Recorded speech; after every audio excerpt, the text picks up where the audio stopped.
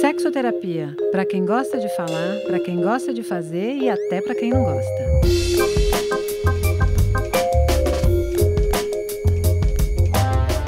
Quando tinha 21 anos, Mel Fire teve uma desilusão amorosa com um ex-namorado que divulgou na internet fotos íntimas que ela tinha feito para ele.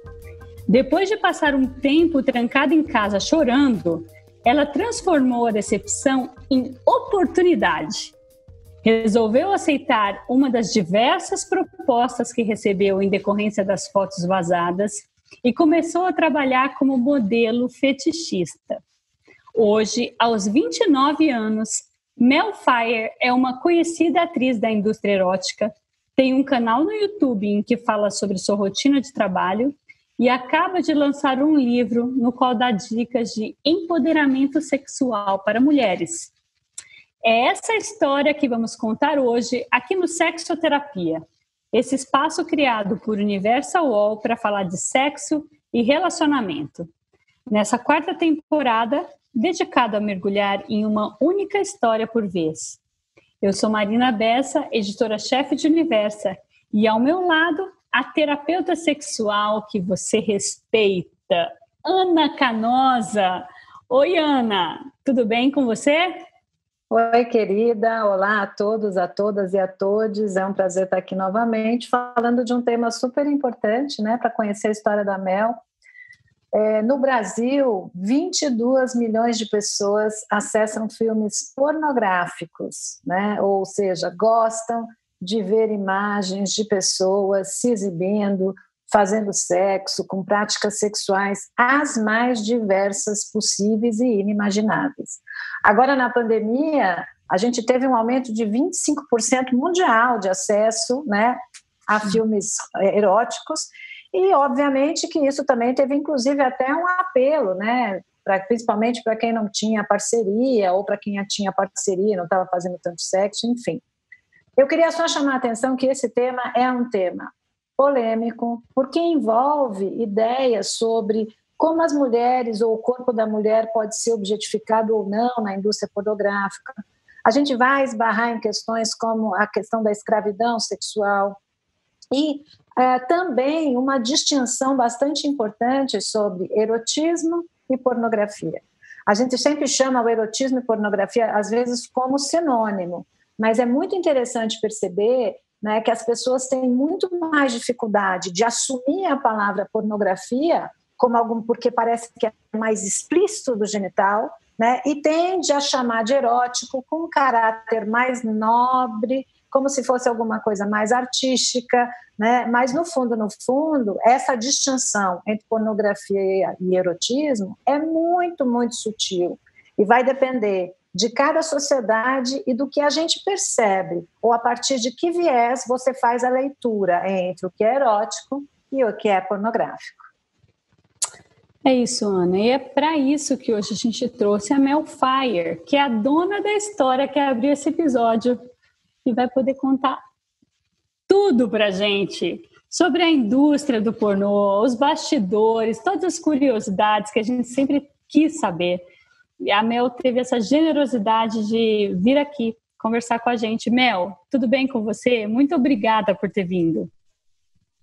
Olá, meninas!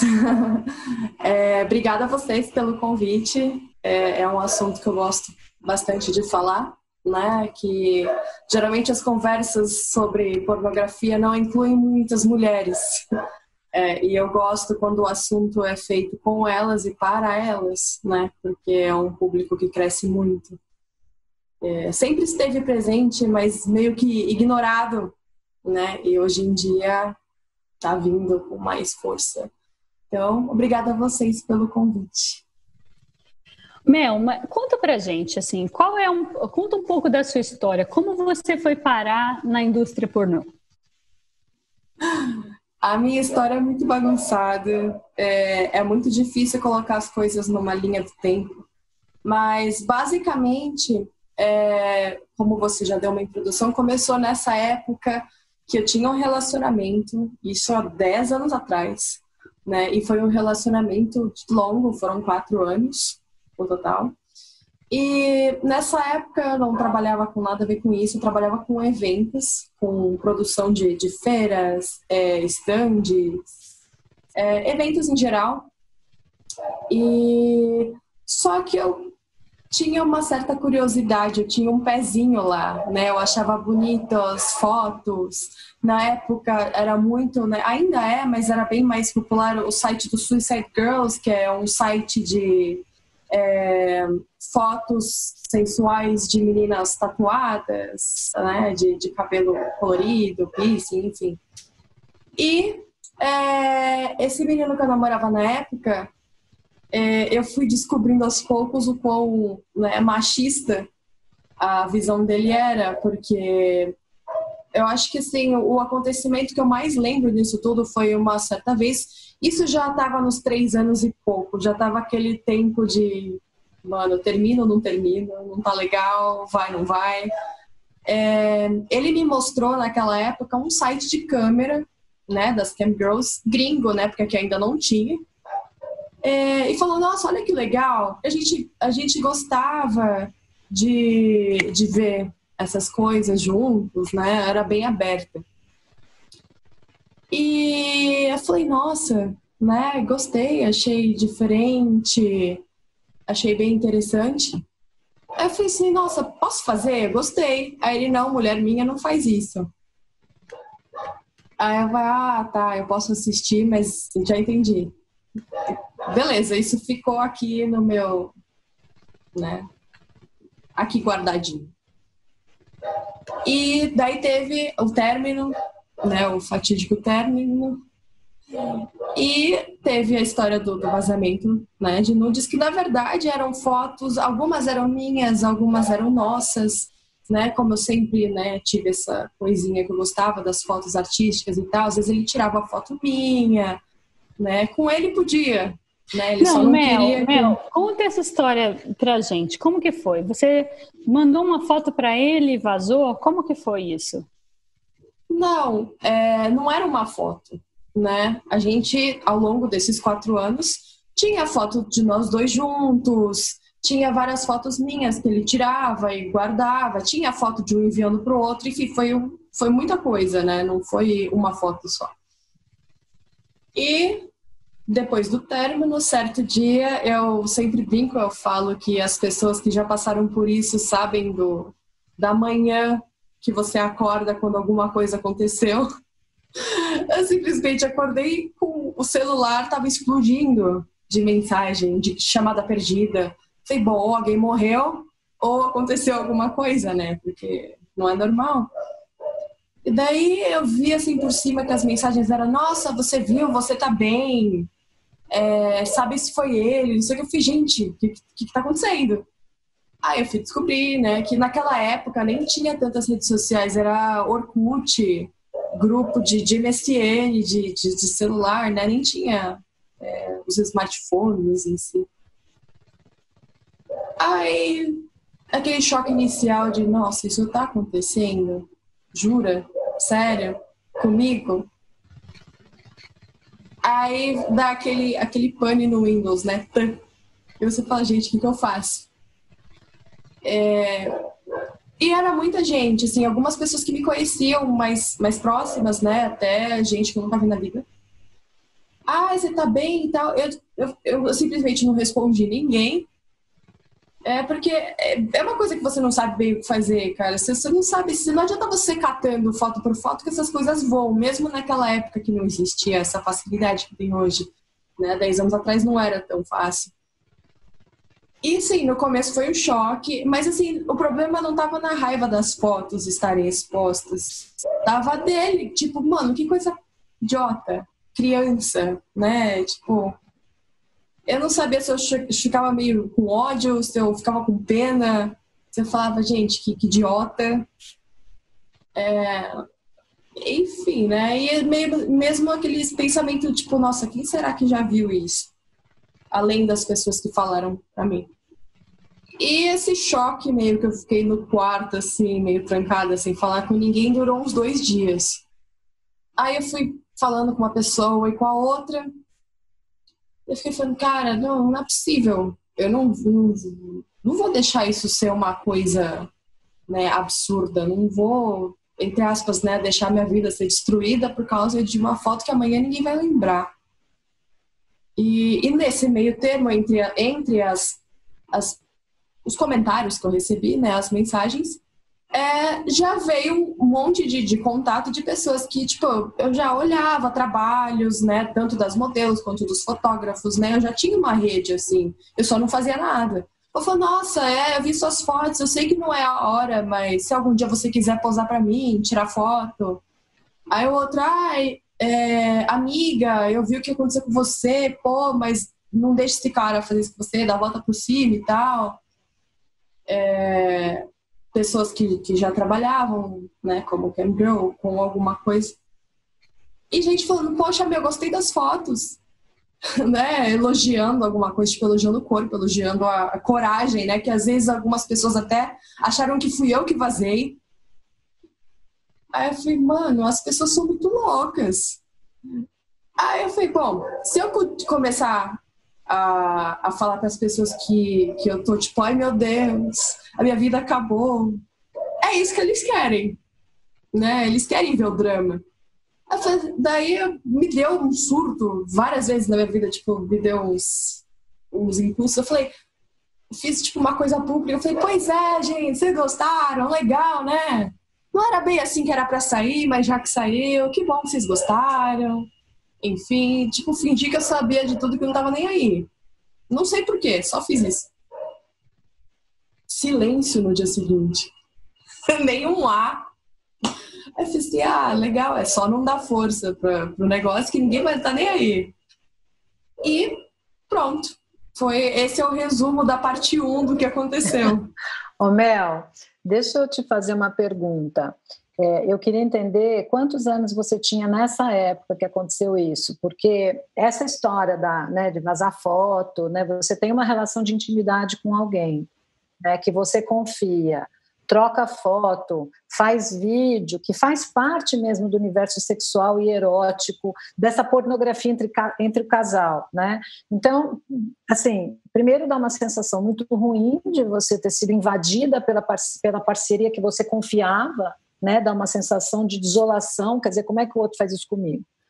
Mas a gente sabe que esse tipo de situação, né? Esse revenge porn aí, com adolescentes, por exemplo, provoca muitos problemas, né? Então, assim, a menina tem a foto vazada na escola, passa para a escola toda. Quantas e quantas adolescentes não tiveram que mudar de escola, né? Porque a família não deu conta desse tipo de vulnerabilidade, né? Quer dizer, acho que a própria fase da adolescência é uma fase bem difícil, né? Porque você está querendo o reforço de identidade do grupo e, de repente, o grupo olha para você e começa a taxar você de uma série de palavrões, enfim, de crenças pejorativas sobre que tipo de mulher faz isso. E eu estou colocando bem entre aspas, porque todo tipo de mulher faz isso, vamos combinar, né? Porque essa coisa do erotismo atravessa a gente. Nós somos criadas no contexto do erotismo, do corpo feminino colocado também como o ser desejada pelo mundo. Então, dizer que as mulheres, né, inclusive não gostam de se exibir, ou os homens, no privado, é uma grande hipocrisia de todo mundo. As pessoas gostam, né? Elas gostam de se sentir. Faz parte da nossa natureza erótica. Agora, quando isso acontece numa fase de pouca maturidade, em que você precisa muito do grupo para te fortalecer, isso pode ser devastador. Como foi, assim, você está trazendo uma realidade completamente diferente, dizendo, gente, me assustou, fiquei mega chateada, foi ruim, mas assim, virei a chave e disse, gostaram, galera? Uhul! Que idade que você tinha, Mel? Nessa época, 21. Eu fico muito feliz que não tenha acontecido quando eu era adolescente. Porque como eu não tinha contato nenhum com esse mundo, entre aspas, né, um pouco antes, eu acho que eu não teria essa válvula de escape de pensar em falar alguma coisa. Minha adolescência não foi lá as mil maravilhas. Eu detestava a minha escola, não gostava de ninguém. Então acho que ia ter sido tipo a cereja do bolo. Mas é o que eu falei, assim, eu acho, né? Falei muito pouco com ele depois disso. A gente não tem ódio, assim, nem dele nem de mim, eu espero. Mas não tem convivência, não é uma pessoa que eu converse. Sei da existência, sei que tá lá, mas a gente não conversa. Também nunca fiquei tirando satisfação. Nunca perguntei por que você fez isso. Parece que deu um branco, assim, nos 4 anos, de falar, a pessoa de 4 anos.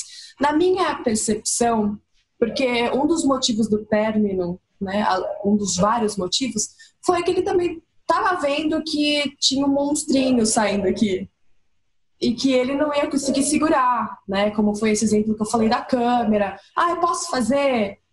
Eu lembro que a gente ia muito em bares e naquela época começaram a colocar os polidenses nos bares. E eu ficava louca porque eu comecei a fazer aula, eu queria ir lá, e ele ficava puto comigo porque as pessoas paravam para olhar. Então eu percebia do meu lado que ele era bem controlador, né, bem machista, e não tinha visto isso tão cedo porque a gente nunca teve alguma situação que mostrasse isso. E do lado dele ele tava vendo, mano, essa menina vai, sei lá, vai virar alguma coisa que eu não tô pronto, né? 21 anos, ele tinha acho que 22, 23, um pouco mais velho. Que eu não vou segurar, né? Então eu acho que meio que ele jogou isso como se fosse falar, tipo, tá, você queria, agora vai, aguenta essa. Né? E eu acho que ele não esperava que eu realmente... Que tu foi, né? Mal sabe ele. Ela fala, vai, eu tô aí. Não, Sim. isso que eu queria saber, Mel. Como foi essa transição? Então, você estava num relacionamento que, sem querer, né, fotos suas que foram compartilhadas na sua intimidade com seu namorado foram vazadas depois de um término. Então, de repente, você achou e percebeu que as pessoas gostavam e, depois de um tempo, entrou para a indústria pornô. Como foi essa transição? Como foi que você resolveu, decidiu entrar para a indústria pornô? Como foi feita essa transição na sua vida? Na verdade, para a indústria pornô mesmo, dos filmes, foi muito depois, né? Eu tinha 24, 25 anos, né? Assim, não foi da noite pro dia. Né? Aí realmente assim, depois disso foi uma escadinha. Eu realmente, né, comecei a fazer as fotos que eu tanto queria ver o que era, fiz os ensaios, comecei a conversar, conhecer as pessoas, fui morar fora do país, né, porque sempre foi meu desejo catar a mochila e sair e ir embora. Logo depois também foi um dos pontapés que eu falei, não tem nada para mim aqui, eu quero sumir. E realmente eu fiquei 4 anos fora. E isso fazendo aqui, o quê, né? Mel? Você ficou 4 anos fora fazendo o quê? Eu fiz faculdade fora, né? Fiz administração. Eu morei em alguns países da Europa. Um pouco antes de eu viajar, eu, né, conheci o mundo da massagem e tal. Enfim, foi uma coisa mais passageira. Mas, enfim, lá fora eu tive contato com uma outra realidade, porque lá fora não existe tanto, dependendo de onde você vai, não existe tanto esse olhar de tabu, preconceito como é aqui. Né? A Europa, ela é bem aberta, os Estados Unidos também, mas a Europa, assim, ela é bem conservadora por um lado, mas tem um underground, assim, né? um submundo gigante. E lá eu comecei a viajar bastante pela Europa, fazendo trabalhos de modelo, né? Meio que ainda estava procurando, vendo o que tinha para mim, né? Comecei a trabalhar com pole dance lá também, em alguns clubes. E em Londres eu conheci vários fotógrafos que trabalhavam com o mundo fetichista, né? Que eu estou até hoje como dominatrix. E conheci pessoas que faziam filmes adultos. Então começou a troca de figurinhas.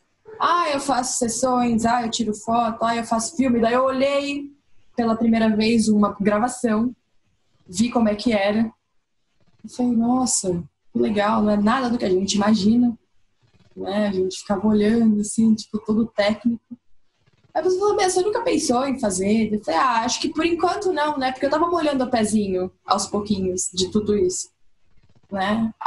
Mas foi mais uma coisinha que ficou aqui, né? Arquivada.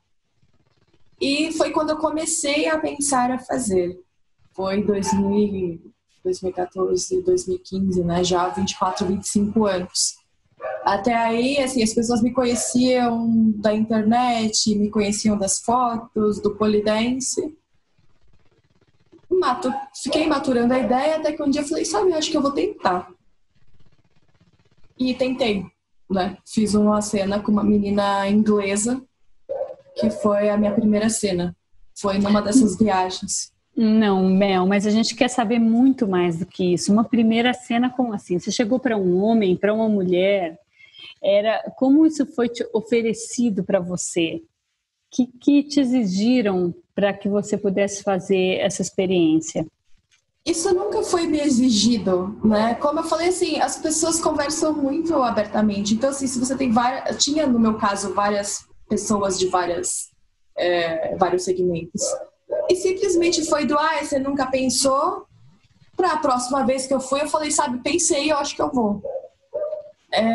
E é muito fácil, né, você fazer um filme. Você simplesmente pega alguém para filmar.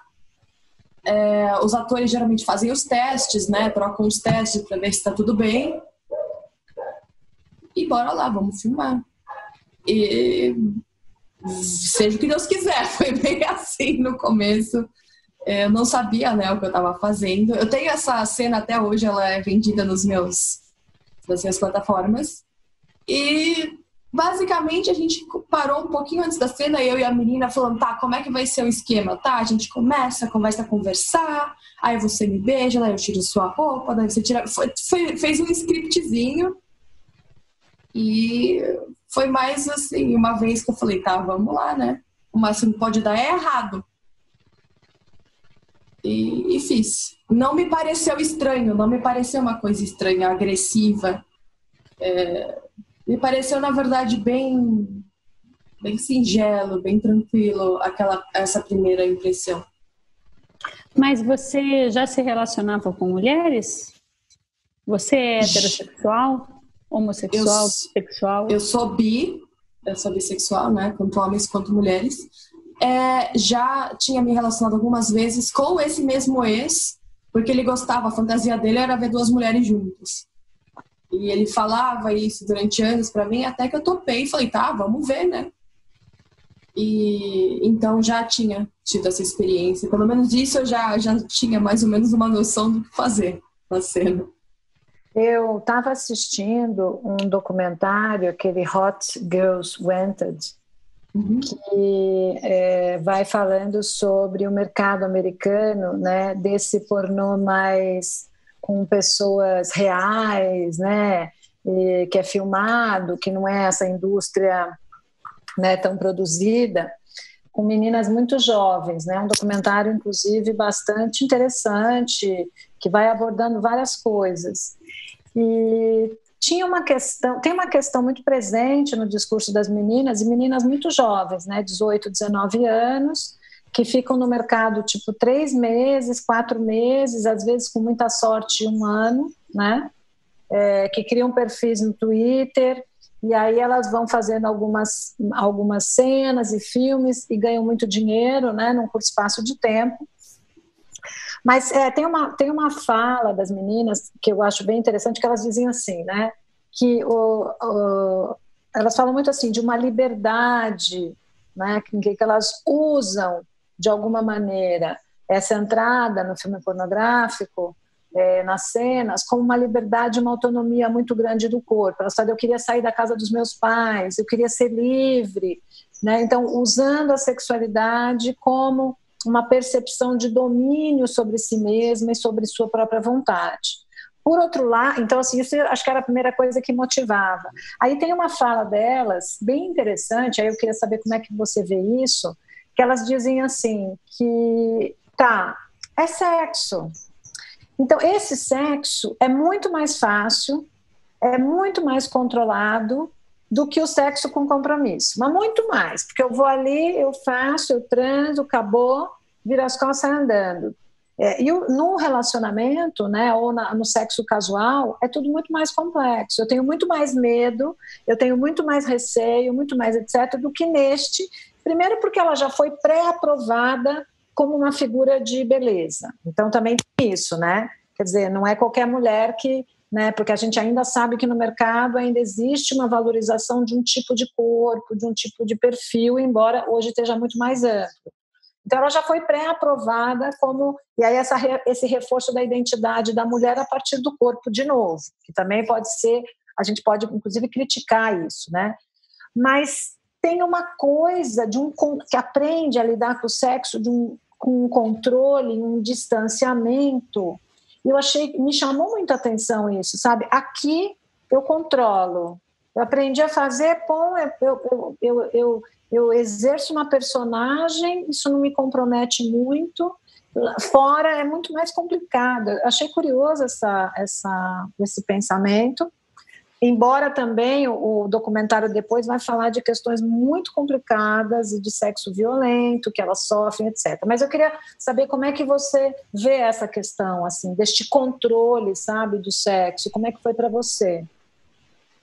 Eu concordo.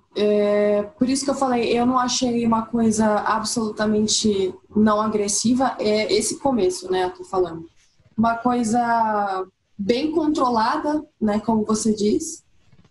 Não tem muito certo ou errado. Você não está preocupado se você vai fazer a outra pessoa gostar, se ela está gostando. Ela vai gostar porque é uma cena, né? Então, se ela não estiver gostando, vai parecer que ela está amando, né? E você também, né? Você tem que estar lá no momento, parecendo que aquilo lá é a coisa mais gostosa do mundo.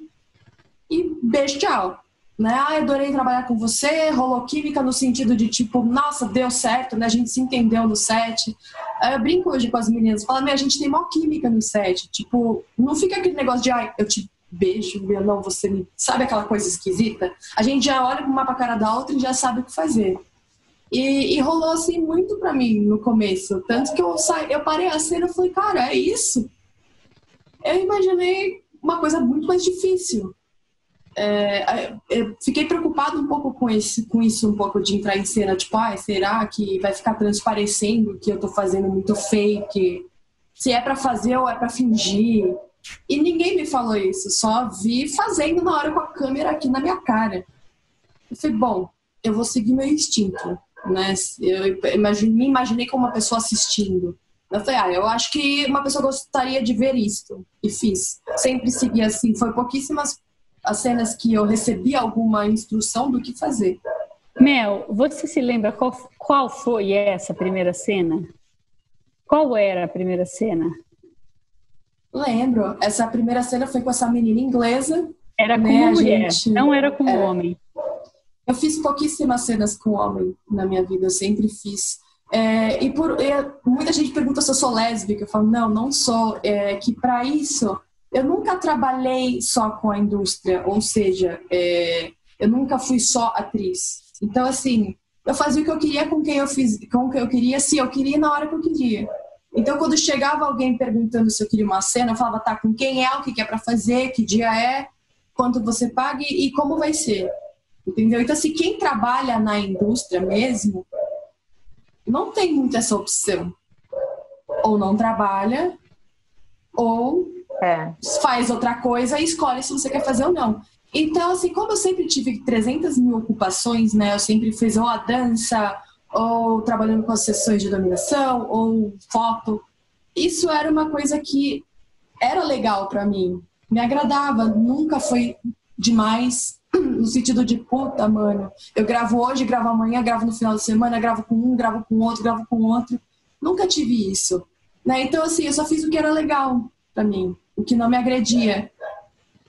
E você acha que essa evitação, por exemplo, do sexo com homens, que você falou, fiz poucas cenas com homens, isso foi deliberado? Tipo, não vou entrar numa com homem porque às vezes, né, os caras podem trazer uma coisa muito violenta, ou não, ou foi por desejo, como é que é? Não foi medo de violência, porque assim... A cena, querendo ou não, ela é controlada. Então, se ela é pra ser violenta, ela vai ser violenta. normalmente, viu? Ela é pra ser violenta. Se ela é uma pegada assim, geralmente os atores conversam antes. Você gosta que eu te pegue com mais força, com menos força, que eu só finja? Ou você gosta de uma pegada mais hard? Então, assim, as poucas vezes que isso me aconteceu e que eu estava num set com outras filmagens, eu vi isso acontecer, né? As pessoas conversam antes. A minha escolha de não fazer com homem é uma coisa minha mesmo. Eu acho que com mulher é muito mais tranquilo, é uma coisa mais... tem uma sensualidade, um erotismo. Se você pegar as cenas que eu fiz com homem, a maioria envolve dominação, tem uma coisa mais sutil.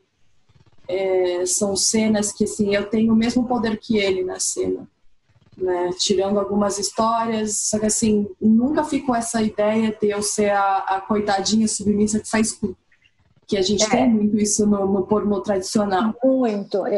Eu acho que você está trazendo uma coisa, Mel, que é super importante, né? Assim, primeiro que eu acho que você está trazendo uma realidade que é nova, né? Que é de poucas pessoas, mas que eu acho que é uma tendência, né? Ainda mais com essa coisa da internet, né? Quer dizer que as mulheres podem, né, ter domínio sobre controlar mesmo o que elas estão a fim de fazer, o que não estão a fim de fazer, escolher, né? De escolher, né? De não se subjugar se não quiserem, o que não é realidade de muita gente que inclusive vive com tráfico de escravidão sexual, com tráfico sexual, né? Então, inclusive, essa ideia do tráfico sexual é importante, porque a gente acha que só tem a ver com alguém que não está consentindo, né, ou que sofre violência de maneira física, tal, e não é verdade, né? Só o fato de ter coerção, então você pega uma menina de 18 anos, jovem, adolescente, fora do país dela, ou mesmo no país dela, numa situação, você vai fazer uma cena de sexo oral, tá? Aí ela chega lá, a cena de sexo oral envolve abuso facial. Não sei se vocês sabem o que é isso, né? Mas essa coisa da mulher o sexo oral envolver violência, do cara xingar e da mulher vomitar. Então ele vai usar o pênis dele, vai usar pênis, outro tipo de pênis, né? De borracha, ou enfim, até a mulher chegar a vomitar e abusar no sentido da cara, sabe? Então fica passando aqui a partir do sexo oral de um jeito muito violento, chama abuso facial, e é super buscado na internet, né? E aí a mulher chega lá, ela vai fazer uma cena de sexo oral, e no meio, tem um relato de uma menina dizendo, né? No meio, depois de 15 minutos que já estava na cena, o cara falou assim, olha, agora vai rolar um abuso facial. E a mulher falou, mas como assim? Eu não estava esperando. Bom, você que sabe. Aí ela não sabe se ela pode dizer que quer ir embora, se não sabe se ela vai perder o dinheiro, e aí acaba fazendo, né? Então, assim, esse tipo de escolha que você faz, né, que é muito mais de proteção, que tem muito mais a ver com empoderamento, né, é que precisa ser mais explicitado, porque nem todo mundo tem essa capacidade. Acho que quanto mais jovem a menina, mais difícil é, e o contexto também, né? Porque existem contextos de muita violência na pornografia. Sim. Pode falar. Não, Mel, eu só queria completar a Ana para saber, é muito bom ter você aqui, porque o questionamento sobre a pornografia, ele é muito contemporâneo, né? A gente discute muito sobre isso, e é tão bom ter você aqui, que uma pessoa infiltrada, né, na indústria, para poder contar para a gente um pouco como é isso, como é ser mulher dentro da indústria pornográfica, né? Conta para a gente, tudo isso que a Ana falou, você já viveu um pouco disso? Como é a expectativa e a realidade, né, de uma da indústria pornográfica? Eu já vi muitas coisas acontecerem que eu não estava inclusa na história, mas eu já vi, já ouvi. Eu acho que essa situação mais vulnerável é realmente quando, em dois casos, né, quando existe essa questão do tráfico, né, de mulheres que estão fazendo alguma coisa contra a vontade, e quando as meninas entram na indústria e elas querem estourar. Então ela faz o que for para falar, nossa, aquela menina faz tudo, filma com todo mundo, olha o quanto ela aguenta.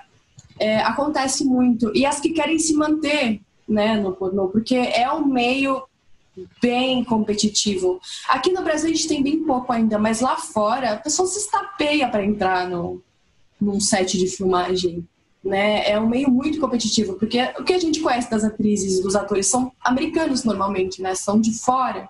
Então lá essa indústria é assim, cara, se você consegue a número 1 de não sei o que lá, você tá feita por aqueles anos, né? Você tem que aproveitar aqueles anos para depois, né, mudar e fazer alguma outra coisa.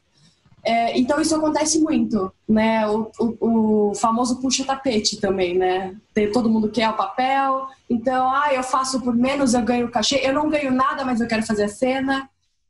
Não importa com quem seja, se é com um, se é com dois, se é com três, se é com não sei o quê, se enfia não sei o que aonde.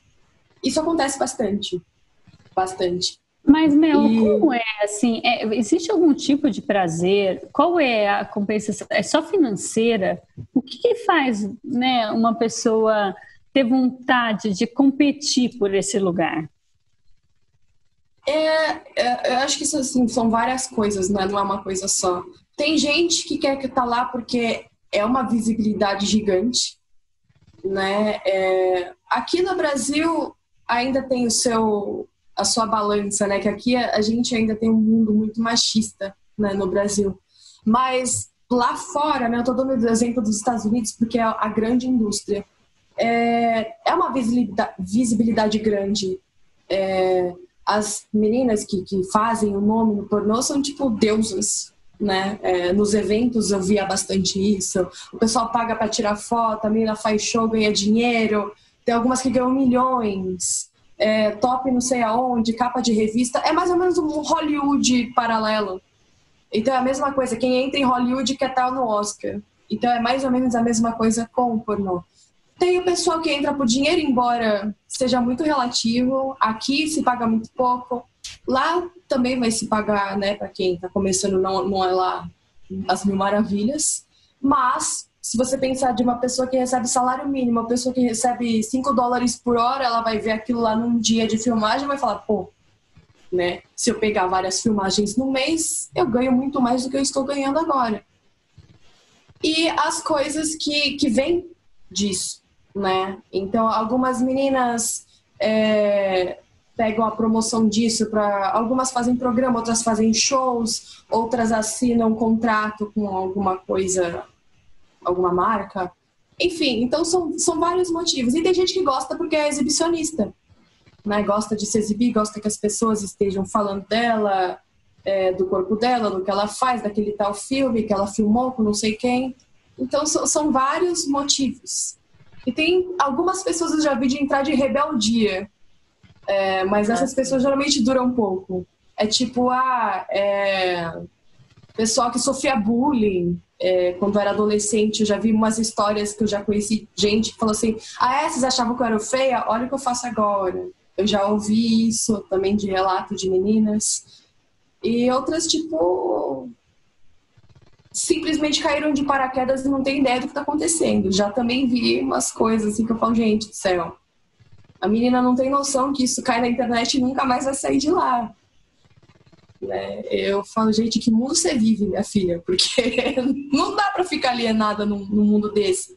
Eu acho, eu sempre brinco, né, na minha opinião, que esse mundo de se expor, principalmente o pornô, é só para quem tem cabeça no lugar. Quem não tem cabeça no lugar acaba envolvido em droga, acaba envolvido em prostituição e acaba fazendo qualquer coisa por qualquer preço. Eu sinto sempre assim que acho que você fala de uma coisa que acho que difícil mesmo, né? Quando a gente, por exemplo, vai pensar na sexualidade dos casais ou naquilo que envolve a gente se sentir desejada ou não, né? A gente tem muito essa coisa do corpo, da performance, né? Da intimidade, então o medo de ser julgado pelo parceiro, pela parceira. Eu fico imaginando que quando você trabalha na indústria pornográfica, e aí com tudo isso que você está dizendo, né? Likes, cliques, ou como você pode ser uma pessoa importante, ter um poder ali também de ser muito desejada, se de um lado você está ali, quando você está se envolvendo com alguém, especificamente na cena, talvez você não esteja tão interessada ou preocupada com o prazer do outro, né? Porque você está ali envolvendo uma personagem. Mas isso escalado para muita gente te assistindo, essa cobrança em relação ao corpo, né, ou a performance, ou a cara, tipo, eu fico imaginando eu fazendo um negócio desse, assim, tipo, uma cara de tesão, sem a mínima vontade. Puta que pariu. Não, até tipo, porque... hoje vai, tipo, nossa, você quer morrer. Exatamente, Ana, não é só assim, a sua performance com o cara, mas é que além disso tem uma câmera. Todo mundo olhando. E você, de repente, é a primeira vez que você está lá, e você não está tendo que performar só para o cara, entre aspas, né? Você tem uma câmera, uma equipe, e você está expondo a maior intimidade da nossa exatamente. Vida, né? De como a gente concebe, né? A intimidade. E é isso que eu queria saber da Mel. Como é isso, né? De repente você fala, não, tudo bem, chega aí, pode ver câmera, diretor, vamos fazer uma cena de sexo. E tudo bem? Foi tudo bem? Na verdade, a última pessoa que você está fazendo essa performance é pro ator, é pra câmera, né? É o que eu falei, você imagina quem está assistindo, né? Qual vai ser o resultado. E assim, com o passar do tempo, você pega, tipo, não, me filma desse lado, que esse lado é melhor. Ou sei lá, tem uma mancha aqui, eu quero que você filme daqui. Depois você acaba, né, pegando o jeito da coisa e entendendo o que está acontecendo. Eu sou um pouquinho diferente das meninas, porque assim, eu já vinha, né? Eu tinha feito teatro, eu tinha feito já comercial, eu já tinha... A câmera não me assustava tanto. Embora não tenha uma coisa nada a ver com a outra, assim, eu já tinha visto um monte de câmera, um monte de set, um monte de gente olhando pra minha cara. Mas é diferente quando você está... Mas você não estava pelada, né? Exato. Eu não estava nua, né? Mas, ao mesmo tempo, eu falava, cara, não tem nada que me fale eu não vou conseguir fazer isso. Tem gente que fala assim, nossa, mas eu acho que eu não conseguiria, eu ficaria incomodado, né? A palavra certa é incomodada das pessoas estarem me vendo, fazendo esse tal ato, seja o qual for. E isso ir parar... na Conchinchina vai ter alguém que vai te reconhecer. Fica tranquila que quanto a isso, todo mundo vai saber quem você é. E todo mundo vai saber da sua pinta que está atrás de não sei aonde que você tem, entendeu? As pessoas são assim, né? Os filmes são assim. E isso nunca me incomodou, desde o começo, assim, não me incomodou.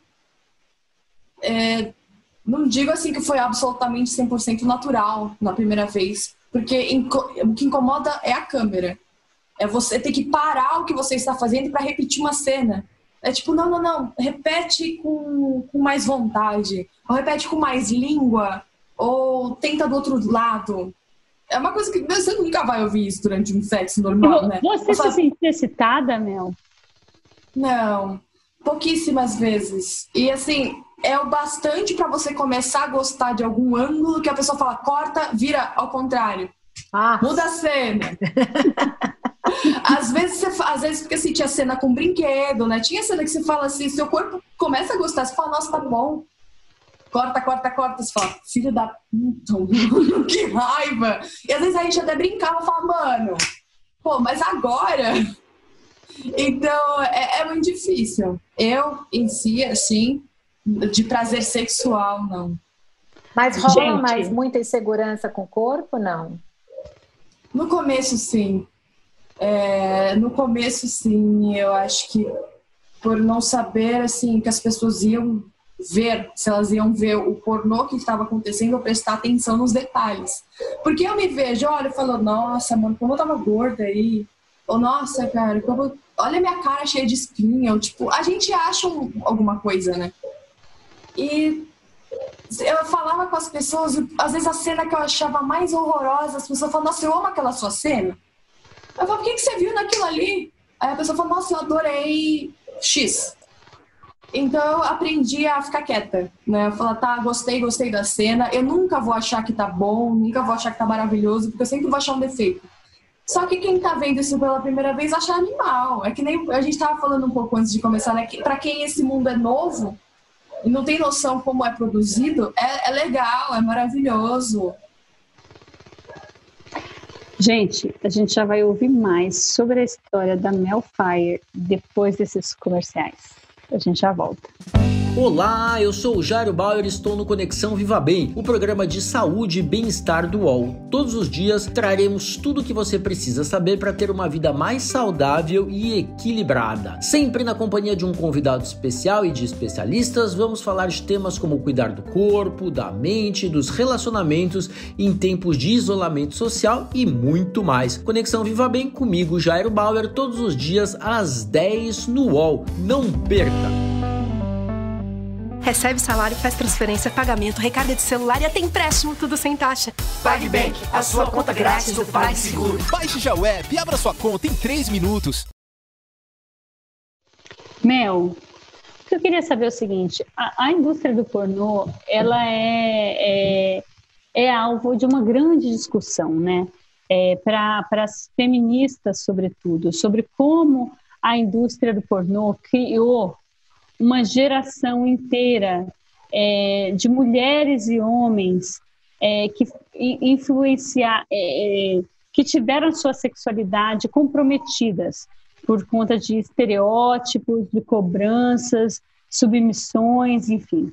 Eu queria saber um pouco sobre você, como você enxerga a indústria do pornô e como a indústria do pornô comprometeu ou não, ou interferiu na sua sexualidade.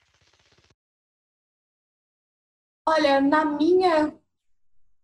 no pré-pornô não interferiu nada, porque eu não assistia. Eu comecei a assistir com esse namorado, assim, que às vezes me mostrava alguma coisa. No pós-pornô, como atriz, descobri muito por experimentar coisas novas, que provavelmente eu não conheceria fora de lá. Por exemplo? Práticas fetichistas. Eu sempre tinha aquele briefing do que eu ia fazer, mas às vezes eu falava, tá, me conta o que é isso. A pessoa falava, eu falei, tá, eu vou tentar fazer, eu nunca fiz.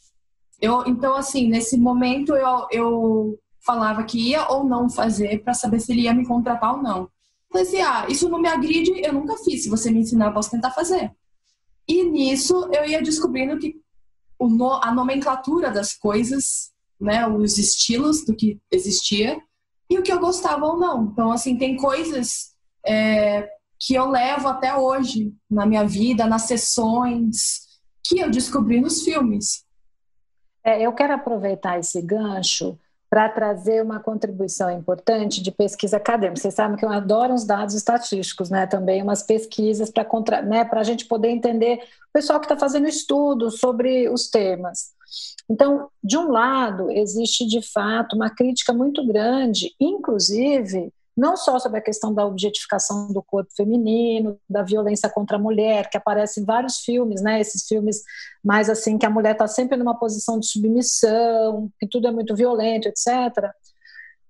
Mas também de uma, vamos dizer, de uma irrealidade da cena pornográfica, né? Nem todo mundo tem esses corpos que são os mais explorados, né? Ficam dentro desse padrão de beleza mais comum, né? Que a gente vê, né? Comum no sentido de ser sempre igual, um padrão ali, tudo muito lindo, as mulheres trabalham na indústria com uma vulva muito muito bonitinha, etc, etc. Então, e que com uma prática sexual muito penetrativa, muitas vezes, o que não acontece nos filmes entre mulheres, que você faz, né? E que ficam muito distante da prática concreta, né? Tipo, faz sexo anal como se fosse uma coisa mais simples do mundo, sendo que a mulher já teve um dia. Tranquilinho. Então, tem uma crítica muito grande com esse dado da irrealidade, né? Que poderia atrapalhar os jovens, inclusive na sua iniciação sexual, achando que o sexo concreto é assim, que todos os corpos são assim, etc. Por outro lado, o que a Mel trouxe inclusive, dado de pesquisa. Eu dei uma lida em algumas pesquisas, algumas dizem, por exemplo, algumas com jovens universitários americanos, que dizem que aprenderam práticas sexuais através do filme pornográfico, ou seja, muito mais trouxeram como uma questão positiva do aprendizado de práticas, né, que ajudaram lá ali na contribuição da relação concreta, presencial com outras pessoas, do que, na verdade, um prejuízo.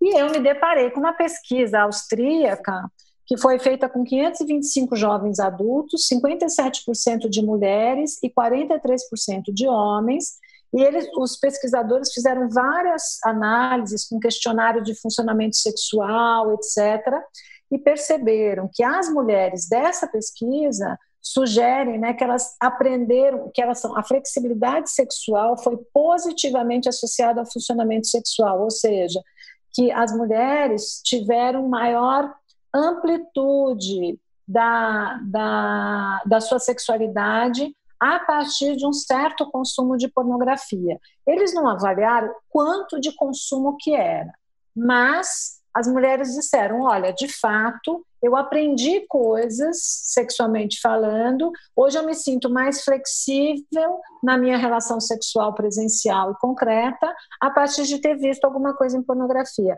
Então, assim, acho que é importante a gente trazer, né, esses dois lados, né, dessa discussão, que é o que a Mel falou, que para ela teve uma produção positiva, mas a gente sabe que nem todo mundo tem essa produção positiva, né? Sim, em várias entrevistas eu falei assim, não reproduzam o que vocês veem no filme pornô. Hoje em dia ainda está um pouquinho mais seguro, mas é exatamente aquela história que eu falei. Hoje em dia, depois de um tempo, eu acho que depois que acabou aquela história do DVD, que agora todo mundo tem acesso, facilitou isso de uma certa maneira. Porque assim, se você vai num site, você está dividido quais são as categorias que você quer ver. Então, assim, isso liberou corpos diferentes, gostos diferentes, palavras que você nem sabia que existiam, né? Que são fetiches, do que as pessoas gostam. E antes, o que vendia era o homem com a mulher. O homem, né, aquele lá que limpa a piscina, que tem um corpo tanquinho, daí do nada... Muitos centímetros, né? Esse cara também tem muitos centímetros. É tudo muito fora da realidade, né? De nós, brasileiros comuns. Não, do mundo, né? Assim, a gente ri muito com essas historinhas de filme pornô. Se fala muito também sobre esses bastidores, de como as mulheres são exploradas, são maltratadas, são submetidas, de como os homens são os donos da vontade. Enfim, as cenas são sempre pensadas para que o homem mostre o seu prazer. Enfim, então, assim, a sexualidade ou a vontade ou o prazer da mulher, ela nunca, no mainstream, no pornô mainstream, não está em primeiro plano, né? Então, essa é toda a discussão. Uma mulher e um homem veem aquela cena e o que a gente aprende? Que a mulher talvez esteja doida para fazer dupla penetração. Exatamente, ou em função de fazer aquele cara gozar, né? Ninguém sabe o que ela gosta, sabe o que ele quer que ela faça. Gemidos intermináveis, né? Coisas muito violentas. Então, tudo isso o feminismo questiona muito. Mas também deu origem a uma nova forma de se fazer pornô, né? Que é o pornô feminista. O pornô que escuta a vontade das mulheres e que, de repente, presta esse serviço para a sexualidade, para a liberalidade sexual, né? Da experimentação, mas ouvindo um pouco mais a vontade das mulheres. Como que é, Mel, o seu trabalho? Você se sentiu influenciada por isso? De uma determinada forma, sim, porque aqui no Brasil, quando eu vim filmar aqui, né, nas minhas viagens, eu já comecei a vir filmar, né, quando eu vinha para o Brasil, voltava para lá, e a produtora que eu mais trabalhava, ela é alternativa, né, então ela tem tudo que as outras não tinham. As mulheres como protagonistas, uma visão. Você olha a estética do filme, é uma coisa mais poética. Como a mulher tá vendo aquilo, não o olho do cara, entendeu? Esse até foi um dos filmes, os primeiros que eu fiz, que é o Brancas como Leite. Foi o primeiro filme que eu fiz aqui no Brasil. E ele foi lá para fora, ganhou prêmio, tal, justamente porque ele aborda uma coisa sutil, né? A mulher, ela gosta, tem a hora que ela gosta do negócio hard, tem, mas a mulher precisa ser ligada. né? Ela precisa da preliminar, ela precisa... Isso. Então, assim, são coisas sensuais, são coisas mais leves, são coisas que exploram o corpo da mulher, né? Nunca você vai ver um filme desse começando já com alguma coisa super o famoso absurda. bate-caca, não é verdade? Isso na vida real não existe, né? A gente vai dar um murro na cara de quem começa a fazer que mulher que gosta disso? Ana, explica são pra poucas. gente. Eu acho que são poucas cara que mulheres. já chega chegando prontíssimo para cena.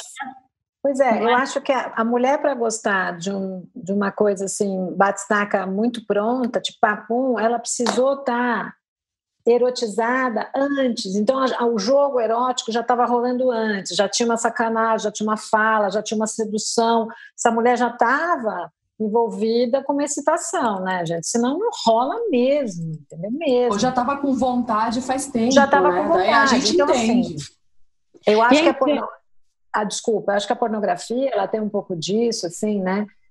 Até, eu vou te dizer, até a coisa degradante, até que a gente entende como degradante, né? A coisa mais violenta, a coisa mais, sei lá, né? Que não está dentro desse erotismo asséptico que a gente entende como cultura, alguma coisa aceitável, etc., faz parte muito, né, da nossa, do que a gente chama desse desejo que não tem julgamento. Então, eu também consigo compreender as pessoas que gostam de coisas que a gente, né, que a gente fala, nossa, que esquisito, meu Deus, que horror, isso aqui parece um padrão anormal.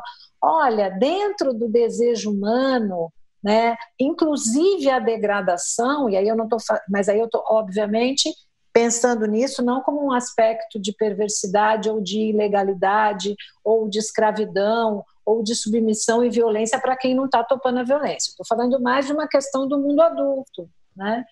Isso faz parte da sexualidade das pessoas, sabe?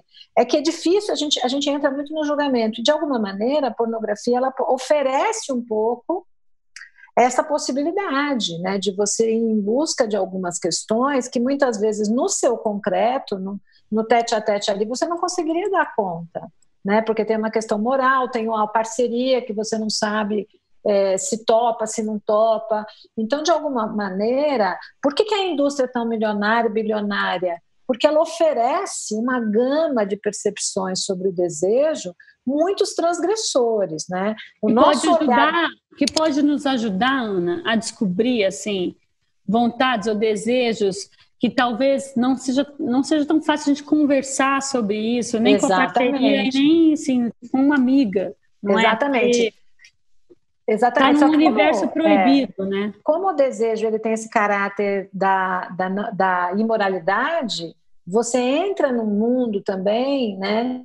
Que o limite daquilo que é legal, que não é legal, né? Do que é saudável ou não, ele também se perde com muita facilidade. Por isso que a pornografia, ela também é criticada e a gente tem que ter esse olhar, porque ela de repente ela avança limites, né, da integralidade do ser humano, né? Quando você pensa em escravidão, você pensa em violência, etc, etc. Então, olha, ela vai acompanhando a sexualidade na questão da nossa censura, né? O que é permitido, o que não é, o que é legal, o que não é, o que avança limites, né? Inclusive da própria humanidade. Então, é um terreno interessante, mas é um terreno perigoso também, né?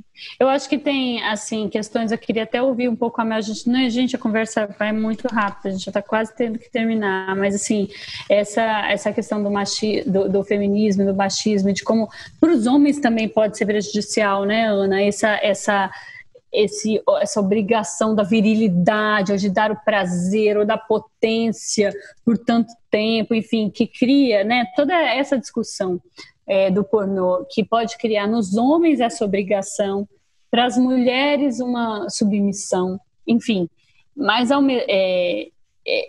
tem uma onda nova, né, que é uma onda, já conhecendo esses questionamentos e tentando colocar, como a Mel falou, a visão da mulher, do prazer da mulher, das vontades da mulher, e aí tem toda uma onda do pornô feminista chegando, para fazer para nós, mulheres, um conteúdo que seja erótico, mas que ao mesmo tempo não agrida, não seja violento e não nos imponha o olhar do homem, né? O que traz o prazer para o homem, e a mulher fica sendo como simplesmente um objeto, né?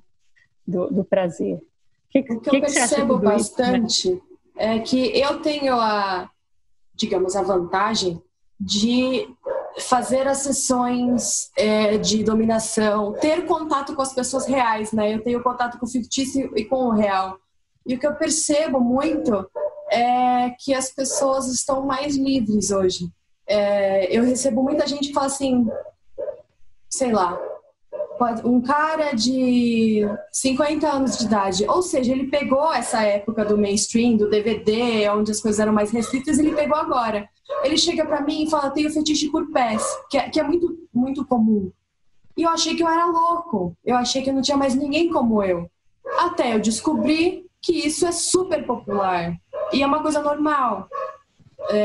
As mulheres veem assim,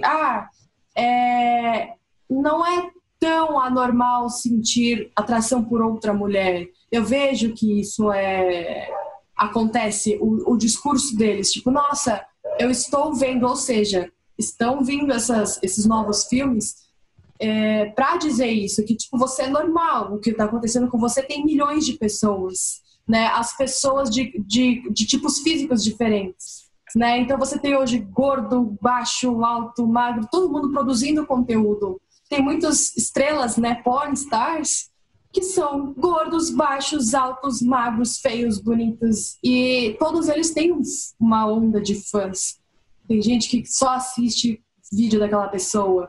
Então, assim, tem espaço para todo mundo. Ainda mais que hoje a gente consegue fazer o nosso próprio conteúdo sem depender de uma produtora, né? Hoje em dia a gente pode simplesmente produzir e vender no site direto, que era o que eles faziam. Então, com certeza, não importa quem você for, qual seja o seu desejo, se você vai saber que tem mais alguém que curte isso. Não, você não é a única pessoa no mundo.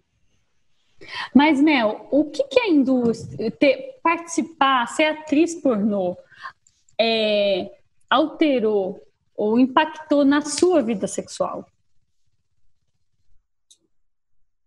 Eu acho que, primeiro, eu não acho nada esquisito se alguém me falar o que for, eu sempre já vou ter ouvido falar ou saber, né? Então, já estive com pessoas que tinham um certo, né? Eu sempre falo dos fetiches porque é o mais comum que a gente vê por aí, né?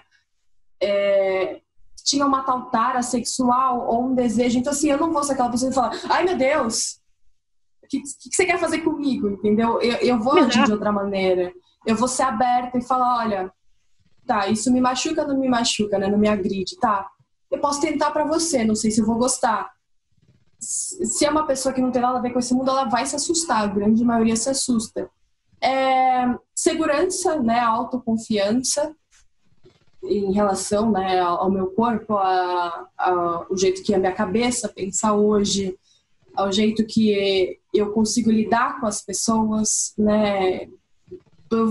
Brinca muito que eu sou muito grossa com as pessoas, e não é grosseria, né? Assim, eu recebo dezenas de nudes masculinos por inbox todos os dias, né? E só vai no delete. Mas você acha legal? Você se cita com algum deles? Ou é tudo... Não, acho ridículo, porque homem só sabe fazer isso, né? Eles não, né? A gente precisa arranjar um filme pornô pra consciência masculina, porque eu acho que o problema tá aqui, não tá lá embaixo, né? E mas assim, visita, né, gente? Pelo amor de Deus, vamos explicar. Eu recebo nude também no meu inbox. Ana, eu não recebo. Será que eu devo me preocupar com isso? Sinta-se. Mas assim, uma felizarda. Olha que você tá no grupo, viu, gata? Você tá no grupo dos filmes, dos temas bem procurados, inclusive no Pornhub que é a de MILF, né? Que são mulheres mais velhas que já são mães. Você se encaixa, meu amor. Gente, tá? Mas quem foi que disse para o homem que a gente se excita olhando o membro ereto? simplesmente assim, mas isso já não é nem culpa do pornô, né? Isso já é culpa de uma tradição, de uma tradição, sim. Né? Agora, Mel, deixa eu te fazer uma pergunta. Mas é um desconhecimento, né, Ana? Como é que a gente educa, né, essas pessoas? Né? Às vezes o cara pode ser um pouco exibicionista, sei lá. Agora, Mel, deixa eu te fazer, tem uma coisa, você sabe, a gente já falou disso num programa, de uma pesquisa que eu li em algum lugar que falava um pouco sobre os homens se sentindo perdendo poder para as mulheres socialmente, né, por causa dessa mudança toda. E é quase como uma vingança, é quase como um manifesto de vingança e virilidade. Olha aqui, tá, sua vadia, sabe, um negócio de tá, como se, porque no cotidiano mesmo esse homem não consegue lidar com as mulheres. Então ele vai lá e esfrega na cara, que é o único recurso que ele tem, porque o recurso de conversar com as mulheres e trocar e ser querido, ele perdeu. Então, é quase como uma resposta a essa não aceitação da feminilidade e do empoderamento feminino. Mel, última coisa que eu queria tratar é se essa distinção entre a mulher para casar e a mulher para transar, se isso você ainda sente com as pessoas ao seu redor, ou os comentários, né? Então, assim, nossa, que legal, né? Olha, ela está empoderada, é atriz, é cam girl, sei lá, mas, meu, ali, né? E junto disso, saber da Mel se ela abre isso. Bom, agora, né, obviamente ela tá falando com a gente, mostrando a cara, mas, Mel, você fala para todo mundo, se é sua profissão, né, você recebe você sofre algum tipo de preconceito? Isso que a Ana falou, né, é a mulher só para... tipo, ter a Mel como amiga. É uma mulher. Não, e a Mel como amiga. Legal. Como é que é isso? Porque, amiga, né? Ou companheira romântica, né, Ana? Aquela pessoa com quem você quer se casar, ter filhos, porque a gente sabe, existe essa separação, né? Existe. A puta e a santa, né? Isso. Sim. Exato, você falou tudo. Tem um capítulo no meu livro que eu falo só disso, que é o que mais a gente ouve, né? É o estigma da Mulher Madalena ou da Virgem Maria, né? Ou você é um ou você é um outro. E tem bastante isso, embora as pessoas... Tem a bela da hipocrisia falando que não. Acontece muito isso em amizades, pouco, assim, eu não vejo. Mas eu vejo, assim, por parte dos homens em si, que eu já vi chegarem perto de mim, né, querendo alguma coisa a mais. Eu já tenho um belo discurso toda vez que alguém quer sair comigo fora do âmbito de filme e tal. Eu falo assim, olha... Escuta o que eu tô te falando. É muito legal você sair com a Mel Fire. Ter um relacionamento com a Mel Fire é o seu pior pesadelo. E eles falam, mano, como assim? Eu falo, não, verdade. Porque homens, principalmente, são preocupados no que os amigos estão falando, que os amigos conhecem, né? Eles são muito ligados aos outros. Então, assim, eles não têm o culhão, na palavra bruta mesmo, de ficar com uma atriz pornô. Eles têm essa concepção de que essa menina é o que o meu namorado lá, o que vazou o nude, o meu ex, falou pra mim. É legal assistir, mas eu não quero que você esteja lá. Eu não quero que você seja uma delas. E é a mesma coisa, ele quer que a mulher dele esteja na casa dele esperando ele, mas não que todo mundo tenha acesso a ela. Isso tem bastante... Né? Eu já tive inúmeras discussões na vida pessoal e na profissional, em todos os âmbitos, sobre isso, que eu falo, meu, larga esse hipócrita, então fala que então é machista, que você é assim, então não banco o santo, falando que, porque eu sou cabeça aberta, porque não é. Eu não culpo eles, porque assim, é uma coisa difícil, né, que a cultura não está acostumada, mas tem sim. Tem, e geralmente a gente vê bem aqueles casos que a gente vê que o cara tem uma mulher em casa, mas ele vai num clube e fica com uma mulher, que é uma garota que ele pagou. Então, assim, aquela lá é a que tá se divertindo e a que tá para casar. Se elas inverterem o papel, acabou a vida dele. Né? Ele se mata, ele não sabe lidar com isso. Então, tem bastante, sim. tem bastante, eu sinceramente não tenho paciência nenhuma para esse tipo de gente. Não tenho. Ô, Ana, a gente tá caminhando para esse momento, né, em que a mulher, a santa e a puta estão vindo para um caminho do meio e que, de repente, o pornô vai ser mais democrático e feminista, respeitando os olhares das mulheres, as vontades, e também o homem vai respeitar as mulheres que têm desejo e que têm vontades e que têm fantasias.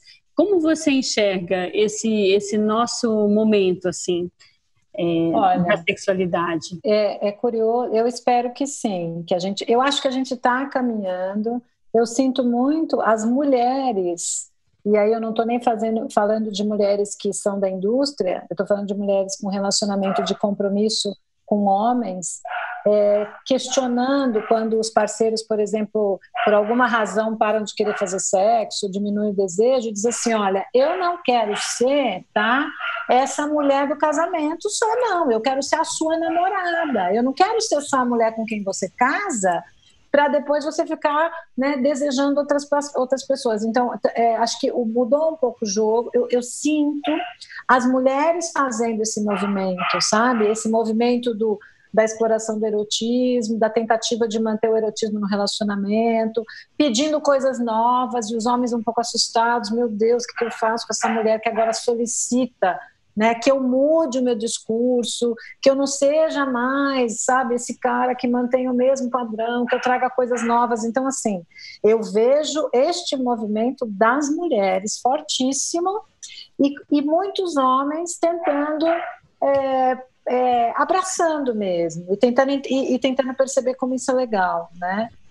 Em relação à pornografia, especificamente, de novo, eu acho que ela está ficando mais democrática, eu acho que ela ainda implica em questões morais, ideológicas, legais, né, de muito abuso e violência. Então, acho que a gente tem que cada vez mais trazer essa discussão, mas ela também pode ser uma ferramenta, né, e como sempre foi, né, de exploração do erotismo também, né? Então, eu acho que o caminho para isso é a gente cada vez falar mais sobre e fazer. Eu acho que qualquer avaliação superficial sobre a pornografia ela acaba caindo ou reforçando pontos ideológicos muito fortes, sem que a gente possa abranger, né, outras percepções mesmo. Por isso que eu acho que é tão importante o que a Mel trouxe, né, uma visão completamente diferente, ela parece muito mais empoderada. Eu acho que isso vai ajudar, de fato, a gente a fazer essas reflexões e a caminhar para essa coisa mais democrática e positiva da pornografia.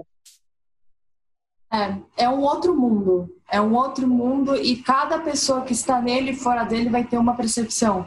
Então, você vai falar comigo, a minha percepção é essa. Você pode encontrar uma atriz que tenha tido a pior experiência da vida dela, outra que está lá há 30 anos e está amando, a outra que a gente vê muito isso nos documentários, né? Que aquela que durou 2 anos, fez o máximo da carreira dela e hoje, sei lá, ela tem uma padaria, uma floricultura, sei lá eu. Ela não tem nada a ver com o que era antes e tá tudo bem, né? Na cabeça dela, tipo, acabou essa, começa eu, né? E todo mundo, né? Tem gente que se arrepende, tem gente que não se arrepende, tem gente que nem eu, né? Que estampa tudo em todo lugar e fica feliz de ver isso. Tem gente que, nossa, quer enfiar embaixo do tapete, pelo amor de Deus, ninguém nunca vê. É verdade. Então, assim, cada um tem uma percepção dentro e fora do pornô. Então, e eu acho que isso, assim, não só no pornô, mas em qualquer circunstância, é um assunto muito complicado de falar, tanto quanto é política, religião. Cada um vai ter um ponto de vista e cada um vai querer defender a sua experiência. Então, assim, para mim, teve ótimos frutos e eu acho que também um pouco pela minha personalidade, pelo meu jeito de ser, já tive experiências que poderiam ter sido traumáticas, no sentido de eu chegar no set, a pessoa mudou, o ator mudou tudo que era para eu fazer. Falei, não vou fazer, não foi para isso que eu fui contratada. Entre isso, seria outra mulher que falar, tá bom, vou fazer o que eles vão mandar, porque senão eles vão me mandar embora, eu não vou receber meu dinheiro, eu preciso pagar minha conta e não sei o quê. Então, assim, eu sempre fui muito assim, foda-se. Eu vou fazer o que eu vim fazer, o que me chamaram para fazer e até onde eu sei que é pra fazer. Eu tenho muito isso já em mim. Então, é o que eu falei de ter cabeça, quem tá no pornô. E sem contar, a gente tá terminando aqui, você tem namorado, né? Tenho. E eles têm que aceitar o que você faz, o que você gosta e, se não quiser, passa pro próximo. Sim, eu tenho aquele discurso que eu te falei, né? Eu assusto ele já no primeiro encontro.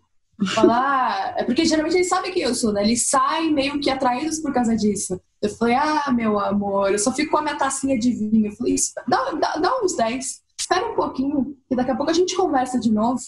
E dito e feito, eles têm dá um negócio assim no ego masculino, tipo, mano, eu acho que eu não aguento estar com ela não, né? Porque, tipo, ela não vai aceitar as coisas que eu falo do jeito que uma mulher, assim, que está acostumada com essa postura mais submissa falaria.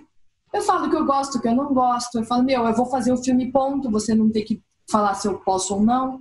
Eu vou, das 10 à meia-noite, eu vou estar no site, você pode ficar, sei lá, tomando cerveja, que eu não tô nem aí. Então, assim, é uma coisa diferente do que eles estão acostumados, né? E é bem assim, né? Não gostou, passa pro próximo. Porque eu sou casada com a Mel Fire em primeiro lugar. Né? E, Mel, e dentro do set, da mesma forma que você tem esse acordo com os seus namorados, e dentro do set, quais são os acordos? Entre os atores? Entre os atores, com o diretor, com o roteiro. O que você topa e o que você não topa? Eu pessoalmente ou no geral? Não, você. Então, geralmente eles sempre passam o briefing antes do que quando eles estão procurando os atores. É uma cena com mulher, é uma cena com homem, é uma cena com 300 pessoas. Você vai contracenar com tal pessoa, você vai fazer isso. Envolve, sei lá, lugar aberto, lugar fechado. Enfim, tudo que eles puderem te passar, né? Cachê, duração, essas coisas vão te passar. E eu, assim, as pessoas que já me conhecem sabem, eu gravava com mulher e gravava cenas de fetiche, né? Gravei umas 4 ou 5 cenas no máximo com homem em todas essas. E só uma delas foi profissional, ou seja, foi para uma produtora, né? Que foi o caso Sexy Hot. Porque, enfim, eu vi o roteiro, eu vi o que era. E esse foi uma das experiências que eu não gostei. Eu topei com condições, porque eles mudaram o ator, não me falaram, eu soube no dia, e eu dei um pequeno piti no set. Então, assim, eu não sabia quem era aquela pessoa que estava na minha frente, velho. Eu falei, mano, isso poderia ter sido uma péssima experiência. Eu falei, escuta aqui, vocês não acharam que era legal me informar? Né? Então, assim, eu fiz vários acordos no set. Eu falei, cara, eu não vou levantar dessa cadeira até vocês me explicarem o que está acontecendo.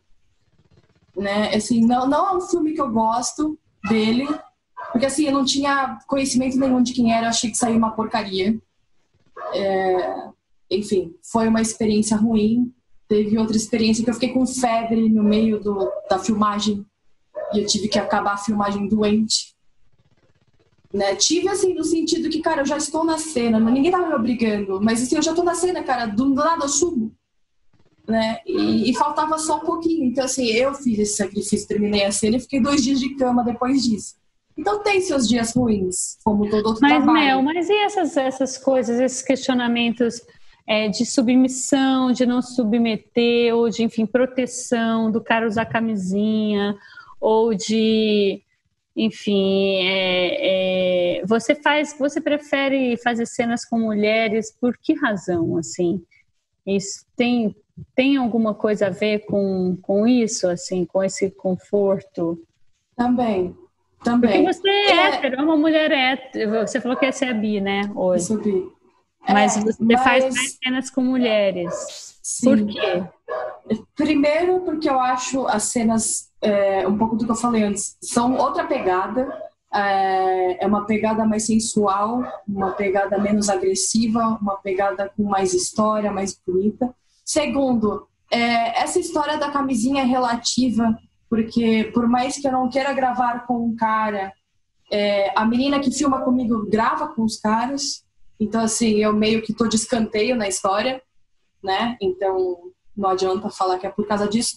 Mas sim, não fazem meus tipos, né? Porque assim, por mais bonitinha que seja a história, o filme hétero geralmente tem 3 coisas. Tem aquela história de mudar as posições, né? Então assim, vai de frente, vai de 4, vai não sei o que, vai não sei o que lá.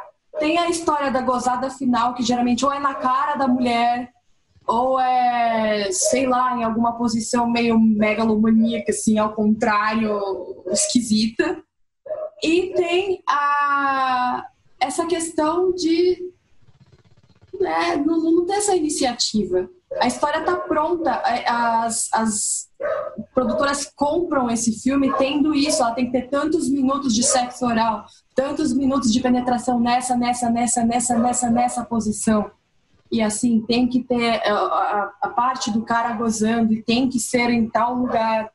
Então assim, é muito cheio de regrinha. E não é uma coisa que me agrada, entendeu? Ficar filmando isso é uma coisa que simplesmente são horas de filmagem com uma coisa que eu não gosto, com um cara que eu não tô nem aí, obedecendo o diretor. E é uma coisa muito mais cansativa, os héteros. São muito mais cansativos porque é isso, assim, as mulheres, né, como não é uma coisa muito óbvia, quando a mulher gozou apenas o som, né, e o corpo, a gente consegue repetir várias cenas, né, porque não é real. Agora com homens, fala, gente do céu, eu não aguento mais essa fisicamente demandante. Essa produção que eu falei, eu saí de lá 3 horas da manhã no dia que eu fui filmar, a gente entrou 10h30 da manhã. Então, assim, entre paradas, né? Porque, assim, tem a questão do cara ficar duro. É difícil. Você acha que um cara vai ficar direto? Não, eles tomam remédio, alguns, né? Outros injetam coisa. Então, assim, tem seu lado obscuro, né? Não é uma coisa normal do corpo humano você ficar 12 horas ereto. Então, assim, É importante dizer, né, Ana? Não é normal, gente. Não é normal. Então, assim, tem o seu lado chato do negócio hétero. Só que, assim, eu não tenho nada contra. Já fui, né, nos filmes que a minha parte era com mulher, mas daí eu fiquei vindo a filmar e fiquei brincando com eles. Só que, assim, não é minha obrigação. Eu posso ir embora a hora que eu quiser. E com das mulheres, às vezes eram longas, assim, mas é muito mais tranquilo, né, de boa. E as de dominação, eu que tô no comando do negócio. Então, manda a pessoa calar a boca a hora que eu quiser. E ele vai gostar, porque ele tá lá para isso. Então eu faço o que eu quero. Como diz uma moça lá outro dia no meu direct do Instagram, falou assim, ser heterossexual é um castigo. Hoje em dia eu digo que é mesmo. Mas eu acho que tá mudando, né, gente? Tô brincando, é brincadeira. Não, mas é verdade, Ana, mas ao mesmo tempo tá mudando. Eu acho que é interessante a gente perceber esse movimento da mudança, até da indústria pornô, né? De como que, não sei o que é, qual que é a causa e qual que é a consequência, mas o empoderamento das mulheres tem questionado e ajudado a mudar também o papel da mulher na indústria pornô e as ofertas disso, né? As ofertas para as mulheres que questionam e que sentem necessidade de outras coisas, né? Sim, eu acho que nós chegamos ao clímax. Clímax. Ana, o que a gente aprendeu com tudo isso? Acho que a gente aprendeu que a pornografia é uma indústria, né, que move bilhões, né, e é um mercado muito lucrativo, mas que, de alguma maneira, também envolve reflexões que são ideológicas, que são morais, né, que são legais. Então, qualquer reflexão muito superficial não vale o tema que merece, né?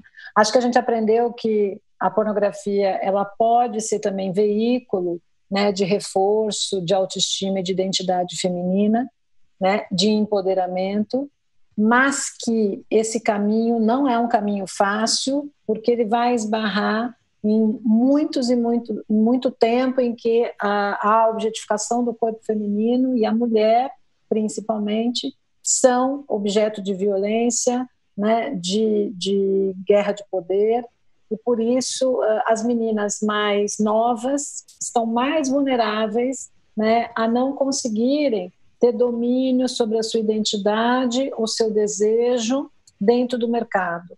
Por isso que é tão importante que mulheres que usam de fato e conseguem se sentir empoderadas nesta pornografia mais democrática, que respeita mais o desejo feminino, a saúde sexual da mulher, né, que toma mais conta, né, dessa mulher como, né, consciente, dona do seu desejo, a gente precisa cada vez mais explorar e falar sobre isso para que meninas mais jovens possam fazer reflexões sobre a questão de entrar ou não entrar nesse mercado, né? Quanto mais a gente avançou na tecnologia, talvez esteja mais fácil para o pornô feminista ou o empoderamento feminino se der, né, justamente por conta de uma questão protetiva.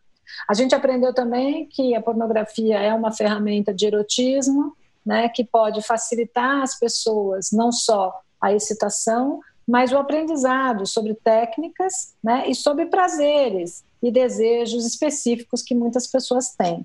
No entanto, eu gostaria de reforçar também que a pornografia pode, de alguma maneira, aprisionar as pessoas, né, tornando a criatividade do indivíduo, né, mais empobrecida, e pode atrapalhar, inclusive, pessoas que vivem com relacionamentos conjugais, onde o desejo começa a diminuir, e a pornografia pode entrar como um substituto, né, que pode dificultar, né, o contato de relacionamento com as pessoas concretas, né, com quem a gente se relaciona. Então, também é importante frisar que muitas pessoas começam a tornar a adição da pornografia cada vez maior, né, e que precisam também buscar ajuda quando se sentem aprisionadas, né, viciadas no contexto da pornografia.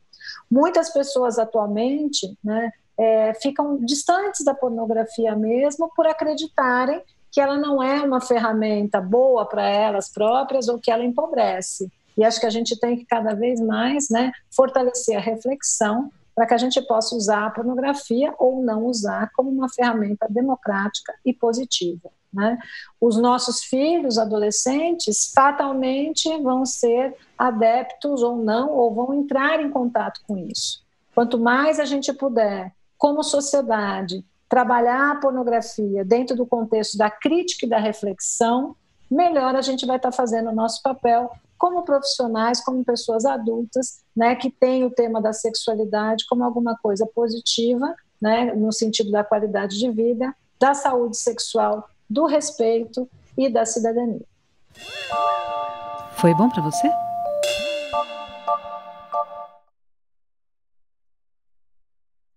Mel, foi bom para você? Esse é o momento em que a gente dá dicas de coisas para ouvir, para ler, para fazer, para melhorar um pouco a vida sexual dos nossos ouvintes. O que você trouxe como sugestão para a gente hoje? Primeiro, o meu livro. Eu acho que para as mulheres é muito interessante. Porque o que acontece? O que eu fiz? Eu peguei a... Fala, qual é o nome do seu livro? Eu não apresentei seu livro ainda. É Alpha Woman. Alpha Woman. Eu peguei a teoria das sessões de dominação e falei como que as mulheres podem colocar isso na vida delas, na vida real, entre aspas. Então, assim, a postura da mulher, como ela pode se impor, essa história da Virgem Maria com a Maria Madalena, que não se encaixam, né? Como ela consegue lidar tanto na vida pessoal, quanto no trabalho, quanto na cama, em qualquer situação, como ela consegue se impor, basicamente, né? Então, eu brinco que não é um guia para você se tornar dominatrix, mas, assim, é para você pegar a rédea da tua vida e falar, eu posso falar o que eu gosto, o que eu não gosto, eu posso me impor. Então, fala de novo, como é o nome do livro e a editora? Alpha Woman, a editora é Clube de Autores. Se você colocar Mel Fire livro, Mel Fire Alpha Woman, você encontra. Ele está no Amazon também, então não é difícil de encontrar. Fora isso, Você fica falando que tem tanta coisa. O que eu mais vejo são livros e séries. Evitem ficar muito presos na onda dos 50 tons, agora naquele novo lá, o 365, que é exatamente o que a gente está falando, né? Fala, mano, a gente está aqui há 1 hora falando, a pessoa vai lá e me assiste um filme desse. Eu quero morrer. Existem muitas coisas, né? Olhe para os filmes com outros olhos. Tem séries no Netflix que nem essa que ela citou, né? Que fala sobre essa indústria. Tem um documentário que chama After Porn Ends também no Netflix, que explica o que aconteceu com um monte de atores e atrizes depois que eles deixaram a indústria. Né? Você vê que a pessoa é uma pessoa normal, a pessoa que você encontra na rua, que você vai comprar pão dela, você vai no shopping com ela, né? Ela não é aquela pessoa endeusada que você nunca vai chegar perto. Putz, tem muita coisa, gente, muita coisa. Mas eu diria que esses são as principais coisas que eu diria. Muito bom. E você, Ana, o que trouxe pra gente hoje? Olha só, então eu vou trazer algumas coisas, né? Eu trouxe aquele documentário que eu já citei aqui, né? Que fala sobre as meninas entrando no mercado, que é o Hot Girls Wanted, que eu acho que é importante a gente assistir. Quero também trazer umas dicas para quem se sente dependente de pornografia, onde encontrar ajuda, Fórum Como Parar, o Instituto Delete e o Programa de Recuperação de Dependências, tá? E queria também dizer que agora, no dia 12, mas aí vai ser datado, né? Enfim, vai ter um baile de máscaras virtual, está à venda no Simpla, que é uma promoção do 2 a 2. Essa é uma boate de encontro de swingers, vai ser um baile de máscaras virtual pelo Zoom, e que provavelmente ela deva promover em outros períodos também, né? Porque esse aqui nós estamos falando da nossa gravação, estamos falando do dia 12 de setembro, mas provavelmente ela deve ter outro. Baile de máscaras virtual, promovido pela 2 a 2. Maravilhoso. Gente, o que eu tenho para recomendar hoje, inclusive é uma recomendação das nossas leitoras. A gente tem um grupo de leitoras no Universa, que essa semana elas se empolgaram muito com o tema de sexo e sexualidade, indicaram um monte de coisa legal, e tem um aplicativo em especial que eu achei super legal, não sei se você conhece, Ana, que chama, eu não sei se eu vou falar certo o nome, gente, Dipsia. Não conheço. Dipsea, D-I-P-S-E-A, Stories. Você baixa um aplicativo, é um aplicativo, enfim, em língua inglesa, infelizmente, mas são histórias, contos eróticos, voltados para mulheres, com uma perspectiva feminista mesmo. Então você coloca, se você quer, contos de mulheres com homens, de mulheres com mulheres, de homens com homens, e você escuta microcontos eróticos, super bem produzidos e narrados, para esse público feminino. É um aplicativo pago, você pode fazer um pacote mensal ou um pacote anual, mas que tem mensalmente várias histórias novas, e que as mulheres foi fundado por 2 mulheres e tem essa perspectiva feminista, de respeitar o olhar feminista sobre o sexo, né? Então achei bem interessante para quem quiser esquentar um pouco aí a relação com o outro, consigo mesmo. Tem muitas possibilidades. Dipsia, o aplicativo é o Dipsia, e tem um site dipsiastories.com, que a gente consegue ter uns flashzinhos, ficar com vontade de assinar o aplicativo. É isso, gente. Mel, foi muito bom ter você aqui, um prazer imenso. Muito obrigada. Onde é que a gente encontra você por aí? Obrigada, o prazer foi meu. Obrigada pelo convite. Bom, basicamente eu estou em todas as redes sociais. É só colocar Melfire, o Melfire oficial, que eu apareço. As redes não oficiais também, estou lá, os Pornhub da vida, e, enfim. Tem o livro, tem o canal do YouTube, tá meio abandonadinho, mas tem alguns vídeos que eu falo com outras atrizes sobre a nossa experiência, faço piada, né? A gente fala de uma maneira bem tranquila, falo muito de fetiches, né? Explico o que é, e as pessoas sabem que elas não estão sozinhas no mundo. Enfim, basicamente só jogar meu nome que você me acha em algum lugar nesse mundo. Obrigada, Mel, por ter vindo. E Ana, um prazer, como sempre. Como sempre, querida. Até o próximo episódio. Até lá! Siga o Universal UOL nas redes sociais e compartilhe com a gente a sua história. Quem sabe o seu dilema não é o próximo a ser tratado por aqui. Você pode ouvir este e outros podcasts do UOL em uol.com.br/podcasts. Sexoterapia tem apresentação de Marina Bessa e Ana Canosa. Edição de áudio, João Pedro Pinheiro. Reportagem, Fernanda Colaviti. Coordenação, Juliana Carpanês.